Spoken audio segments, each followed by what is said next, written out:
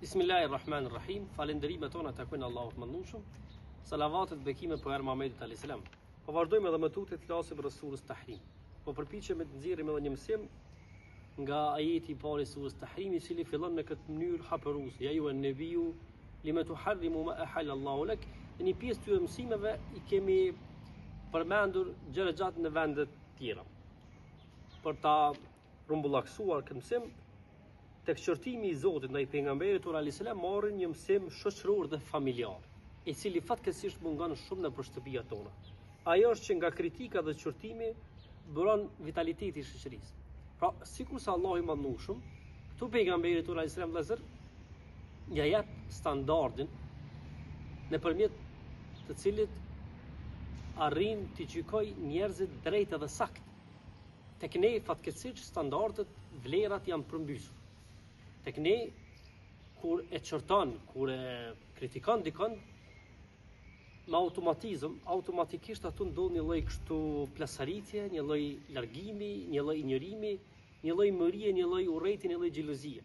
Allahu i mëndueshëm qysh në fill të surës e kritikon pejgamberin alayhis salam. Dhe pastaj e tërë surja, në vazhdim, ja orientime, flet më ndryshe me pejgamberin. Po ja që fillimi i surës e ka një lloj kështu toni shumë tashpër dhe një kritik shumë pa shembull ka shi pejgamberit alayhis salam. Sikurse surja synot i thot pejgamberit që nga kritika dhe nga çortimi i ndërsjell buron edhe mirëmbahet vitaliteti i një shoqërie, e këtë duhet përpiqemi ta kultivojnë familjet tona. Patjetër diçka e natyrshme, kritika, mos pajtimi, mendimet e ndryshme e kështu me radhë. Andaj ja ju nabi. Dhe Imam Ar-Razi ka një dobi të bukur tek surja Duha. Thot Allahu i mëndueshëm se i përket varfërve e ka çortuar pejgamberin tonë alayhis salam minimalisht në 3 vende në Kur'an. Mësimi i dytë, Allahu i mëndueshëm thot tabtaghi mardata azwajik. Këtu e tregon arsyen pse i dërguari Allahu alayhis salam e privoi veten nga ngrënia e mjaltit, nëse është i saktë ky hadithi, ose ka dalur domethënë në disa shkaqe të tjera të përmendura gjithsesi në hadithe, shkak i cilave ka ardhur edhe ky lloj çortimi nga ana e Zotit. Tash tabtaghi mardata azwajik. Shikë, domethënë Allahu i mëndueshëm thotë ti synon nëpërmjet këtij privimi ti kënaqësh gratë tua, pra ato të jenë si më thonë në pajtim me synimin edhe me veprimtarinë tote, apo në anën tjetër Allahu i mëndueshëm nuk e çorton a priori pse ky po synon ti kënaqësh ato, shkakun pse po e bën këtë.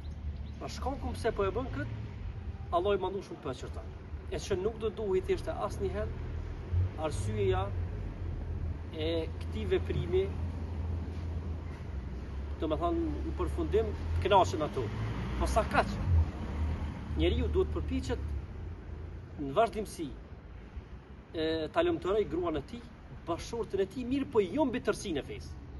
Jo mbi urdhrin e Zotit, jo mbi hidhrimin e Allahut të mëndueshëm. E kështu me radhë. Andaj Allahu i mëndueshëm nuk e çorton se po përpiqet të kënaqë gratë e tij, por për shkak, domethënë, për shkak se kjo përpjekje është mbi tërsinë e fesë. Këtu domethënë qëndron kritika dhe mospajtimi i qiellit i hynorës me pejgamberin tonë alayhis salam. Andaj sikurse na mëson surja Tahrim dhe me këtë po përfundojmë është që nuk është emet, nuk është turp njeriu të përpiqet të jetë afër gruas tij, ta lumturoj atë, ta dëgjoj atë, e kështu me radhë. Mirë po, kjo mos të jetë mbi tërsinë edhe mbi ato themelet kapitale të fesë. Këtu qëndron, si më thonë, ajo vija e kuqe, të cilën nuk duhet ta kaloj asnjëherë thirrsi. Këto janë pak a shumë ato dy mësime, të cilat i ngërthen ky ajet i parë i surës Tahrim. Me Allahut mëndueshëm, ligjërat të tjera do të përpiqemi të përmendim edhe me tutje, me drejtime mësime nga kjo surë e Beqara të Kuranit. Deri atëherë, ju lutem Allahu Zot, faleminderit shumë.